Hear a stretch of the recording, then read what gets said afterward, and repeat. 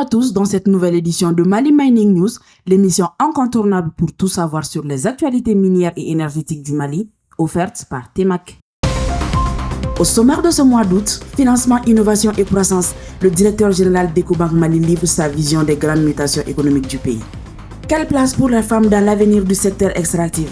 À travers son assemblée générale extraordinaire, WIM Mali ouvre une nouvelle dynamique de leadership et de gouvernance. Équipement, compétences et contenu local, le CIEM 2026 a mobilisé les acteurs autour d'une industrie minière plus compétitive. Et si le capital humain était le premier levier de transformation? Avec GRM, immersion dans les stratégies qui transforment la performance des entreprises et l'employabilité au Mali.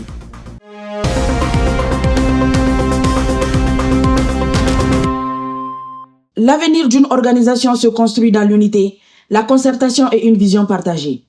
Réunis en assemblée générale extraordinaire, les membres de Women in Mining ont dressé le bilan des actions menées entre 2024 et 2026, tout en traçant les nouvelles perspectives d'une association engagée pour le leadership féminin dans le secteur minier malien. Merci pour la confiance.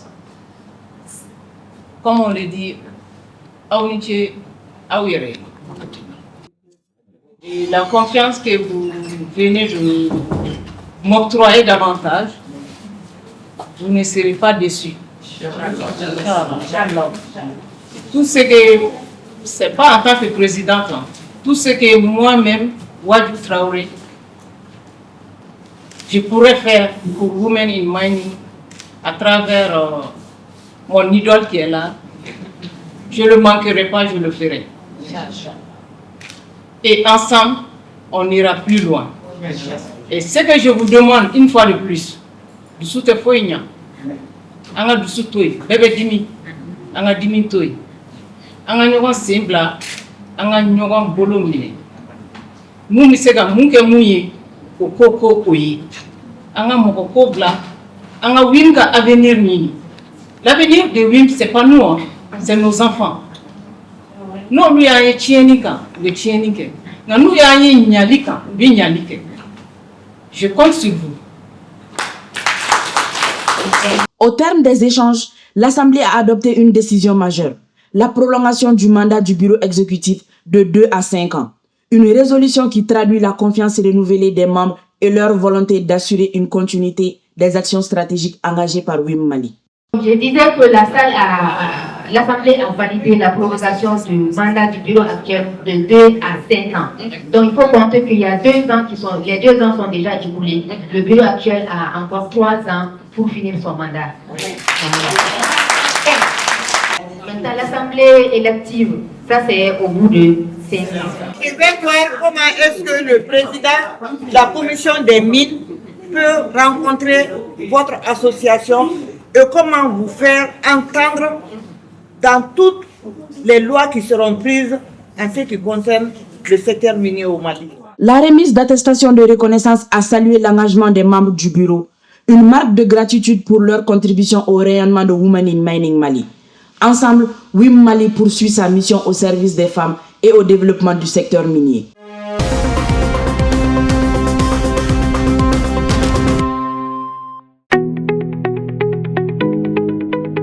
Acteur majeur du financement de l'économie malienne, Ecobank renforce son engagement dans les industries extractives et le contenu local. Avec M. Souleymane Touré, directeur général d'Ecobank Mali, découvrons les solutions déployées pour accompagner les compagnies minières, les sous-traitants et les PME nationales vers une croissance durable. Le secteur minier est un pilier stratégique majeur pour l'économie nationale. Il contribue significativement à la création de richesses, aux exportations, aux recettes fiscales, à la création d'emplois. Donc c'est un secteur vital pour notre économie. Évidemment, pour nous, à Ecobank Mali, notre intérêt n'est pas circonscrit aux grands groupes, aux grandes compagnies minières. Nous sommes résolument engagés auprès de la chaîne de valeur, des fournisseurs des PME locales, en passant par des sociétés d'entretien et les prestataires industriels. Donc depuis presque 3 décennies, nous offrons notre savoir-faire, notre expertise et nos capacités d'accompagnement avec un total financement de 70 milliards que nous comptons apporter à plus de 100 milliards d'ici la fin de l'année.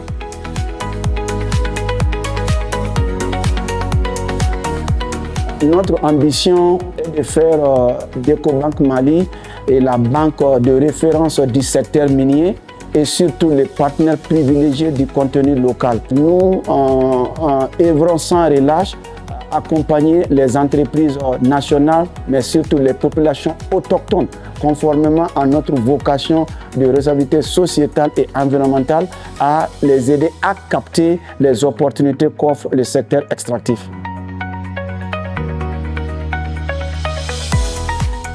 Notre accompagnement se fait de deux façons.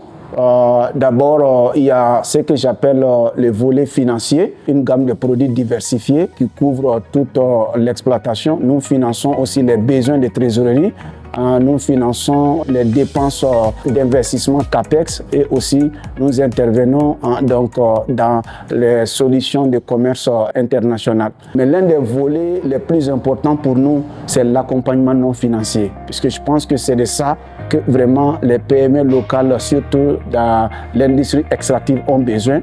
Donc nous intervenons avec des actions ciblées en termes de formation, en termes de structuration financière et en termes aussi d'amélioration de leur structure de gouvernance. En termes de digitalisation, donc ce sont des solutions en digital que nous proposons à nos clients, des solutions vraiment innovantes. L'un de nos produits phares qui est utilisé par presque tous nos partenaires sur la chaîne de valeur minière, c'est Ecobank Omni. Donc nous avons Omni Plus pour les grandes structures et nous avons Omni Light pour les PME, PMI et nous avons aussi Ecobank Pay.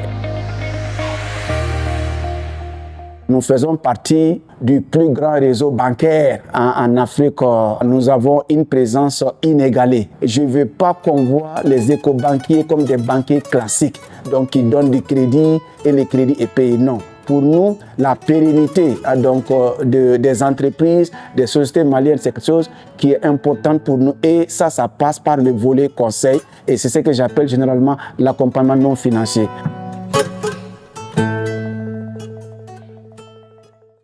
Les défis auxquels les entreprises qui opèrent dans le secteur minier sont confrontées sont vraiment de diverses sources.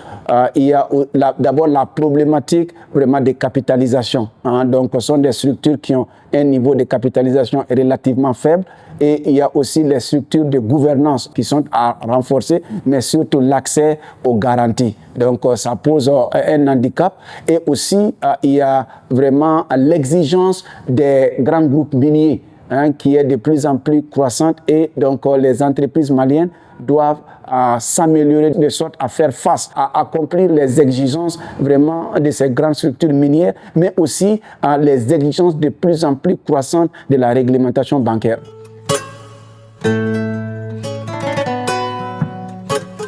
Nous, notre message, c'est vraiment d'exhorter les entrepreneurs maliens à vraiment se structurer, à améliorer la qualité à tous les niveaux et à renforcer leur structure de gouvernance. Et Ecobank Mali est là, a toujours été là et sera toujours à leur côté pour leur aider donc à transformer leur potentiel en croissance durable. Comme je le disais, pour nous, l'élément le plus important, c'est vraiment la qualité du service. Et donc, nous sommes structurés, nous sommes organisés de manière à offrir un service diligent et surtout adapté à la situation de chacune des entreprises avec lesquelles nous travaillons.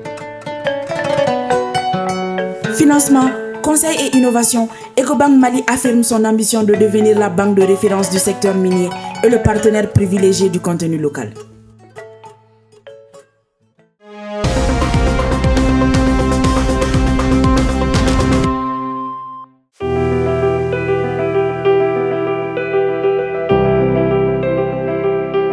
Au Mali, l'accès à l'emploi et le développement des compétences représentent des enjeux majeurs. Face aux besoins des entreprises et aux ambitions des jeunes talents, GRM apporte des solutions concrètes à travers la formation, le recrutement et le conseil avec une approche adaptée aux réalités de chaque secteur. GRM intervient comme un partenaire terrain. Nous aidons les entreprises minières à structurer les équipes, à recruter les bons profils, à sécuriser les process RH et à accompagner les managers au quotidien. La force de GRM réside sur une approche très opérationnelle, alignée sur les réalités du secteur minier, et également sur une approche ultra personnalisée sur chaque site minier dans lesquels nous opérons, une approche personnalisée et réalisée. Dans le secteur minier, chaque poste est stratégique. Une organisation RH efficace assure non seulement la continuité des opérations, mais aussi la sécurité et la motivation des équipes, ce qui se traduit tout naturellement par une meilleure productivité et moins d'incidents sur site, ce qui est vraiment capital pour le secteur minier. Lorsque les talents locaux sont recrutés, c'est dans un premier temps un gain de temps immédiat, une meilleure rétention des talents, une amélioration des process et des équipes et un environnement de travail beaucoup plus sûr et plus harmonieux. L'impact de cet accompagnement se révèle dans le parcours des bénéficiaires.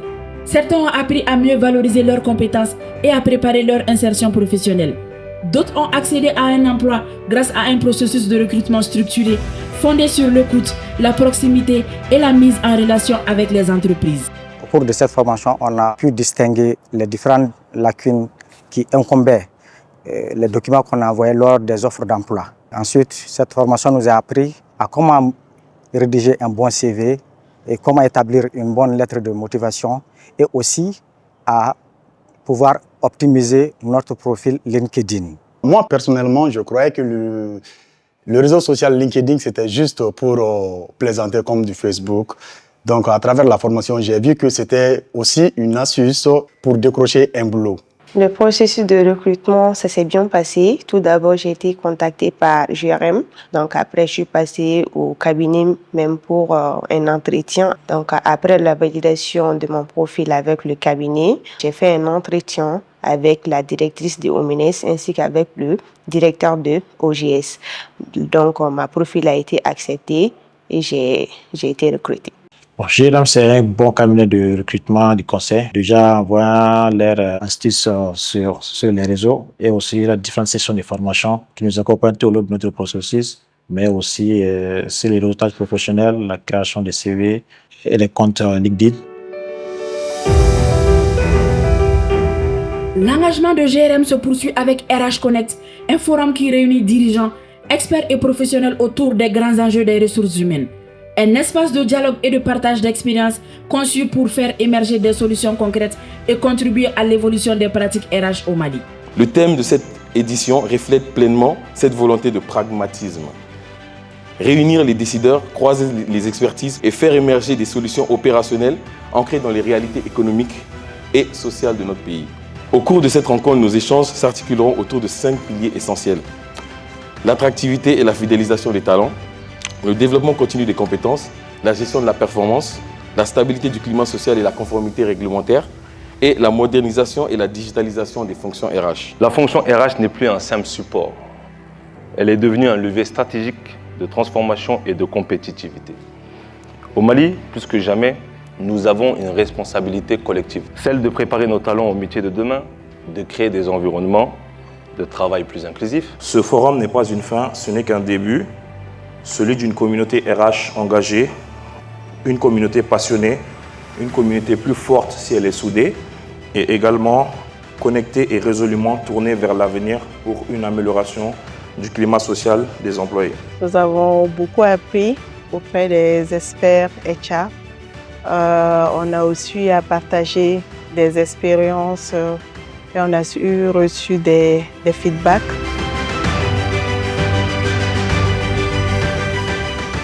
Former les talents, faciliter l'accès à l'emploi et accompagner la performance des entreprises, chaque action de GRM contribue au développement du capital humain.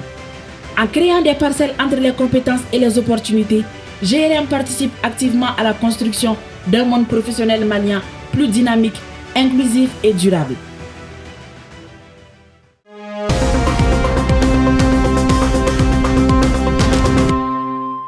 À Bamako, l'ONG Pacte a réuni les acteurs de la chaîne de valeur aurifère au ministère des Mines autour de la relance du cadre de concertation.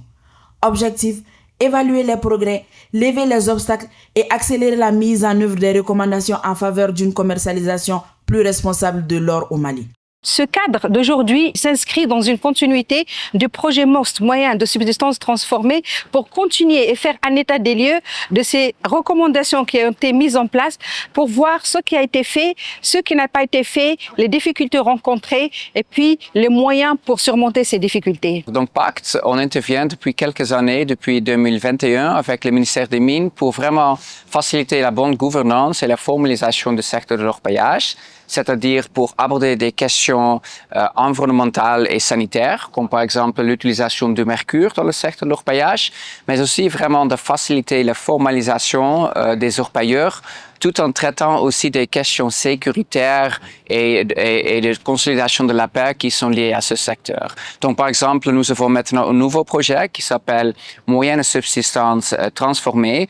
Ça, c'est un projet de 2 ans avec GIZ, la coopération Allemagne, qui intervient dans les zones transfrontalières entre le Mali, le Sénégal et la Guinée pour vraiment améliorer la stabilité et la cohésion sociale et aussi la résilience socio-économique des communautés de l'orpaillage. Alors, mes impressions pour la session d'aujourd'hui, c'est vraiment très positif parce qu'on a vu quand même la présence de toutes ces parties prenantes et les travaux d'aujourd'hui vont nous permettre vraiment, comme j'ai dit au début, de faire un état de lieu et faire une continuité pour la mise en œuvre de ces recommandations pour un Mali Sommerkir et pour la commercialisation d'un Nord responsable. À travers cette initiative, Pacte entend transformer les engagements en actions concrètes pour une filière aurifère plus responsable, mieux structurée et progressivement libérée du mercure.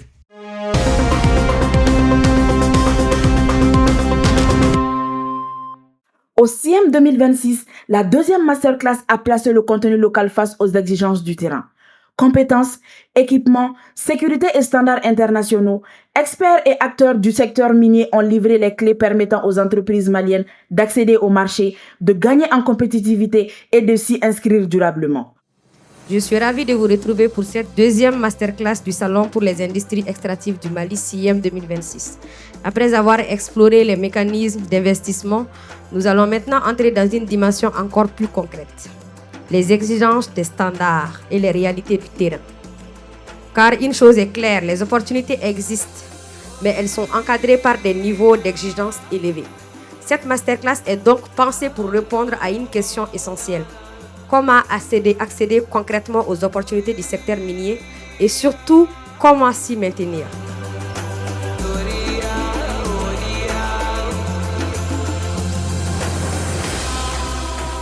Quelles sont les exigences non négociables pour travailler avec une mine? Avec l'avènement du contenu local, je vois que tout le monde est excité. Tout le monde se dit, qu'est-ce que je peux avoir et puis qu'est-ce que je peux faire? Pas seulement la SOREM, toutes les autres sociétés minières auront besoin de certaines assurances, certaines garanties pour pouvoir donner du travail à une autre société, que ce soit dans le cadre de la sous-traitance ou bien que de prestation de services. Parmi ces critères, je pense que les plus exigeants sont celles liées à la performance opérationnelle, à la qualité du service et aux mesures sécuritaires. Quelles sont, selon vous, les exigences non négociables pour travailler avec une mine comme la vôtre? La première des choses, pour travailler avec Barrick Gold, la société doit être enregistrée, avoir un registre du commerce, être implantée au Mali, avoir un statut et puis avoir aussi une identification fiscale. Pourquoi les fournisseurs locaux peinent-ils encore à répondre à ces exigences? Il y a un problème de qualité et puis de technique. Parce qu'il y a beaucoup de domaines qui ne sont pas vraiment représentés au Mali ici. Et puis encore, il y a les professionnalismes aussi qui manquent à beaucoup de sociétés. Parce que la plupart des cas, tu vas trouver que les délais ne sont pas scrupuleusement respectés. Il y a une manque de communication. Souvent, nous sommes dans une centrale d'achat. Il y a beaucoup d'acteurs qui interviennent dans le domaine. Donc, ce qui fait que souvent, il y a que ce soit au niveau de la douane, au niveau de la logistique, même au niveau des fournisseurs, même au niveau des paiements. Les fournisseurs, souvent, les virements sont faits. Mais les banques intermédiaires, les paiements sont bloqués là-bas, ils n'arrivent pas, leurs fournisseurs n'arrivent pas à avoir les sous dans leur compte. Donc tout ça peut affecter vraiment les délais de livraison. Mais malheureusement, la communication, la proactivité manque à beaucoup de fournisseurs locaux pour que nous, on puisse avoir les informations correctes à temps et puis on va essayer de prendre les dispositions aussi là pour pallier maintenant ces déficits, quoi.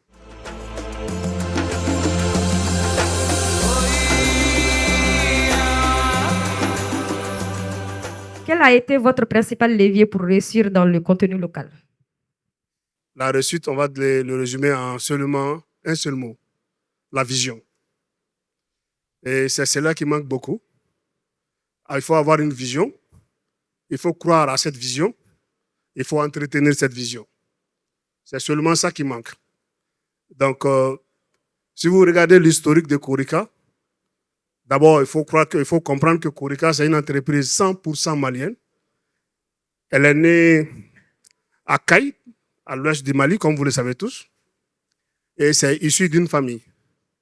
Mais la famille a cru à la vision. Au départ, il n'y avait qu'une seule machine. Une seule machine.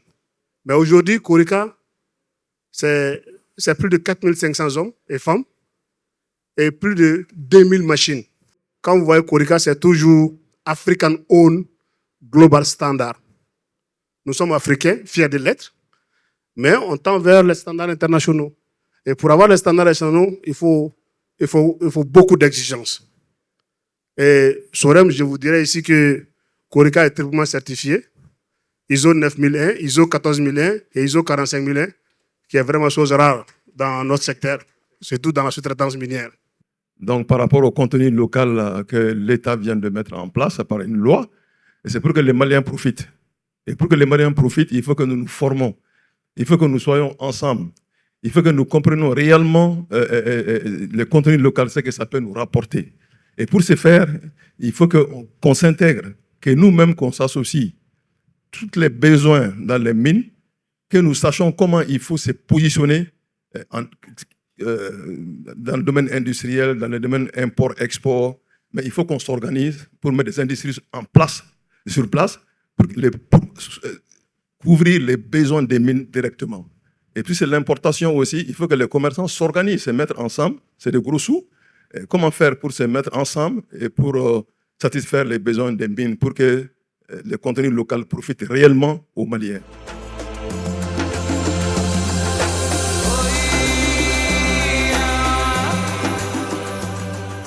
Quel a été votre principal défi pour atteindre les standards des mines? DCS, sa vision, c'est d'être une expertise locale avec des standards internationaux. Donc, c'est une entreprise à capitaux maliens à 100%. Dès le départ, c'est la vision, en fait, des fondateurs qui a été l'élément clé pour nous permettre d'être là où nous sommes. Pour répondre aux attentes des sociétés minières, on va faire appel à des expatriés, mais on ne va pas seulement les utiliser et les laisser partir. On met en place un plan en fait, de transfert de compétences. Pour la maintenance de nos équipements, ce qu'on a également mis en place, c'est le même système. Quel a été votre principal défi pour atteindre les standards des mines? Nous, on a travaillé autour de 5 axes. Le premier axe, on a beaucoup mis l'accent sur le capital humain. Après, vient un peu tout ce qui est plan d'investissement progressif. Et là, les banques nous ont beaucoup accompagnés là-dessus. Les acteurs locaux, pour percer dans ce secteur-là, doivent forcément mettre en place une bonne politique de gouvernance, santé, sécurité, environnement. Le quatrième axe sur lequel on a travaillé, c'est les partenariats techniques. Cinquième axe, ça, c'est un peu la construction d'un écosystème local. La première chose, c'est qu'il faut le succès, c'est une préparation qui rencontre une opportunité. D'où la nécessité de se préparer. Se préparer, c'est quoi? Je rejoins les prédécesseurs qui ont parlé de vision, mais aussi qui ont parlé de capital humain, parce que c'est la première ressource du secteur minier. La deuxième chose que je vais dire, c'est que pour travailler avec l'industrie minière, il faut des standards, parce que la mine au quotidien est tout ce qu'elle fait, toute relation contractuelle ou même interaction avec un autre acteur, c'est pour gérer son risque. Parce qu'une mine, c'est chaque jour, quel est le risque que je dois gérer. Si un pays donne l'autorisation d'exploiter une ressource qui, par essence, appartient au pays, à la population, s'il n'y a pas de création de valeur et de répartition de cette valeur, nous n'avons pas atteint notre objectif, le pays n'a pas atteint son objectif et en fine, l'État peut ne pas comprendre pourquoi donner l'autorisation d'exploiter une ressource. Donc, ensemble, en tant qu'acteurs, sociétés minières, sous-traitants, fournisseurs, nous devons travailler à créer de la valeur ajoutée pour nos pays.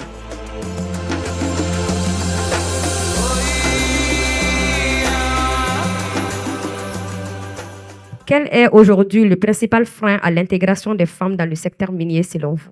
Depuis à bas âge, donc on nous apprend à la maison l'éducation féminine, préparer la fille au mariage et aux différents travaux de famille. Après ça, nous avons aussi l'accès difficile au terrain pour l'artisanat, par exemple. La société sous-traitance ou bien les sociétés sous-traitance ici au Mali qui sont gérées par les dames, mes sœurs et mes grandes sœurs ici. Donc, elles n'ont pas du tout un accès facile d'intégration dans les différentes sociétés minières. Au-delà des opportunités, le message est sans équivoque. Le contenu local se construit par la formation, l'investissement, la certification et l'inclusion. Pour les entreprises maliennes, l'enjeu n'est plus seulement d'entrer dans la chaîne de valeur minière, mais d'y devenir des partenaires performants, fiables et durables.